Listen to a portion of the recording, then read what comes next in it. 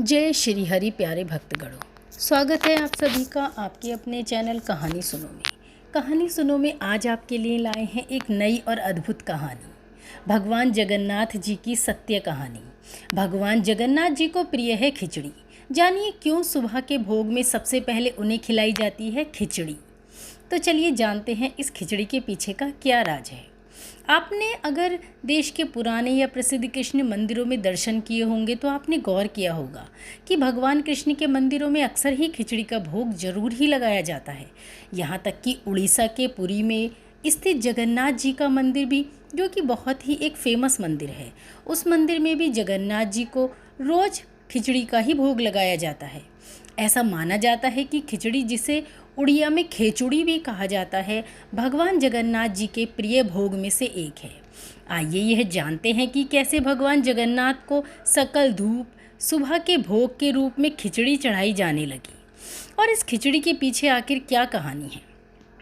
पौराणिक मान्यताओं के अनुसार भगवान कृष्ण की परम उपासक थीं, जिनका नाम था कर्माबाई, जो कि जगन्नाथपुरी में रहती थी और भगवान से अपने पुत्र की तरह ही स्नेह करती थीं।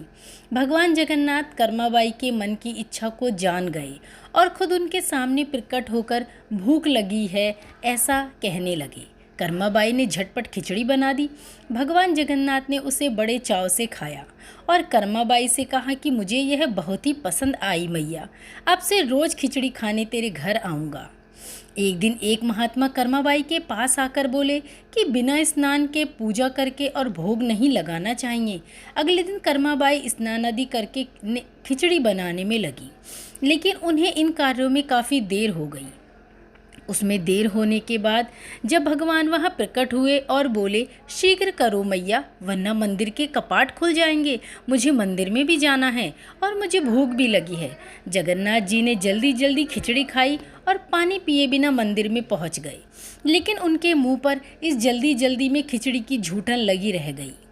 मंदिर के पुजारी ने जैसे ही मंदिर के पट खोले तो देखा और वो आश्चर्यचकित रह गया। उसने क्या देखा कि भगवान जगन्नाथ जी के मुंह पर खिचड़ी लगी हुई है। पुजारी बोले, प्रभु जी, यह खिचड़ी आपके मुख पर कैसे लग गई? प्रभु ने बताया, पुजारी जी, मैं रोज़ कर्माबाई के घर पर खिचड़ी खाकर आता हूँ। फिर एक दिन आया जब कर्माबाई ने प्राण त्याग दिए। उस दिन पुजारी ने जैसे ही मंदिर के पट खोले तो वो देखकर आश्चर्यचकित रह गया। भगवान की आंखों में आंसू थे।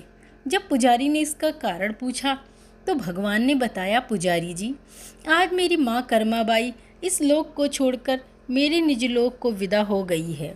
अब मुझे कौन खिचड़ी खिलाएगा? ऐसे कहकर भगवान की आंखों से अश्रुधारा बहने लगी। पुजारी ने कहा, प्रभु, आपको माँ की कमी महसूस नहीं होने देंगे। आज के बाद आपको सबसे पहले खिचड़ी का ही भोग लगेगा। इस तरह आज भी श्री जगन्नाथ भगवान को सबसे पहले खिचड़ी का ही भोग लगाया जाता है। खिचड़ी, जिसे उड़िया में खेचुड़ी कहा जाता है, युगों से भगवान जगन्नाथ को भोग के रूप में चढ़ाई जाती है। भगवान को सकला धूप में उड़िया में सकला यानी सुबह को कहा जाता है और धूप मतलब देवता को भोग लगाना होता है। कम से कम 5 प्रकार की खेचुड़ी चढ़ाई जाती है। ग्रंथों के अनुसार पुरी में 12वीं शताब्दी के मंदिर में खेचुड़ी की 5 किस्में पाई जाती हैं, जिसमें टाटा खेचुड़ी, नुखुरा खेचुड़ी, तेला खेचुड़ी, सना खेचुड़ी और माजू खेचुड़ी होती है। भोग में हर दिन भगवान को खेचुड़ी के कई बर्तन चढ़ाए जाते हैं। भोग के बाद इसे भक्तों में प्रसाद के रूप में वितरित कर दिया जाता है।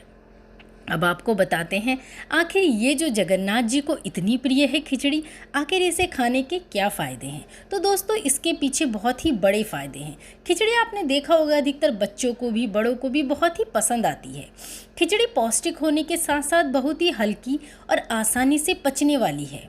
खिचड़ी में चावल, दाल और घी का संयोजन आपको carbohydrate, protein, fibre, vitamin C, calcium, magnesium, phosphorus और पोटेशियम प्रदान करता है। कई लोग इसके पोषण के मूल्य को बढ़ाने के लिए इसमें सब्जियां भी डाल देते हैं। यही वजह है कि भारत में अलग अलग हिस्सों में से बहुत ही चाव से खाया जाता है। दक्षिण भारत में पोंगल के नाम से खिचड़ी बहुत मशहूर है। उत्तर भारत में मकर संक्रांति के पर्व पर मूंग दाल की खिचड़ी बनाई जाती है। वहीं राजस्थान में अक्षय तृतीया के मौके पर खिचड़ी बनाई जाती है, जिसे खीच भी कहा जाता है।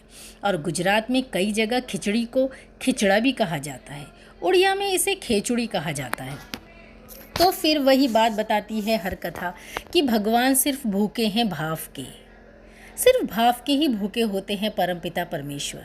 और कैसे रोज आते थे कर्माबाई के यहाँ खिचड़ी खाने।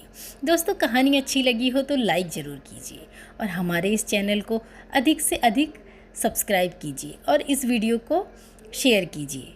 और दोस्तों, एक प्रार्थना और है आपसे, हमारे इस चैनल को सपोर्ट कीजिए, हमें सपोर्ट कीजिए। धन्यवाद साथियों।